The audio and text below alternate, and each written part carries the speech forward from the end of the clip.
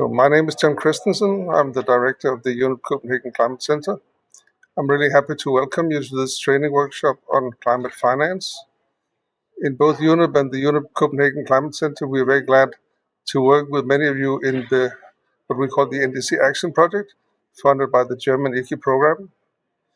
We're getting to the final stages of the project, and it's therefore really both pressing and pertinent to focus on finance for the developed activities in the project and beyond, and also expect, of course, this will continue after the project finishes. So one of my functions for many years has been to be the co-editor of what we call the emissions gap report. And again, in 23, we underlined the urgency of both increased ambition, but also accelerated implementation. And we increasingly talk about not only one gap, but two gaps. One is the gap in ambition. Are the NDCs ambitious enough to fulfill the goals of the Paris Agreement? And the general answer to that, of course, still is no.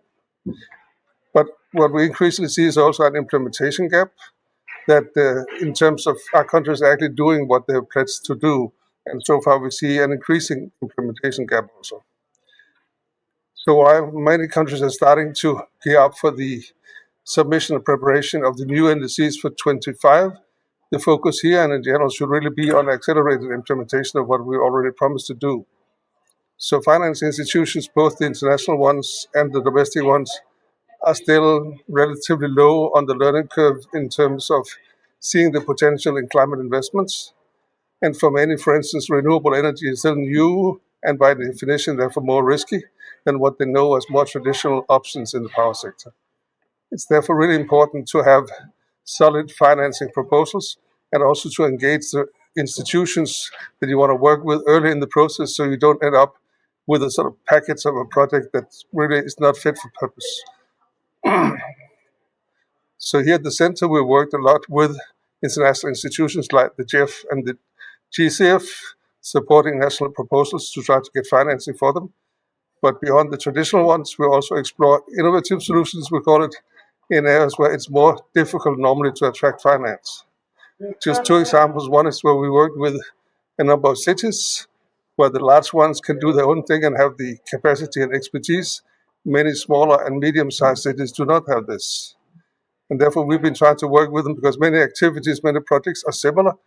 And then if you can work on bundling activities, it makes it more attractive to go to the development banks to find funding for it. And we have a number of examples of that. Another thing that you'll probably touch on in the course also is energy service companies, where we host the global ESCO network and also support a number of countries on building ESCOs. So finance will also be key if you come to the politics. At the COP this year, there'll be a strong focus on finance, also because of the discussions of a new quantified goal, while we're still struggling to reach the 100 billion we agreed in Paris. So I hope that the training will be interesting, useful, and wish you success in pursuing funding for your projects and programs. Thank you very much.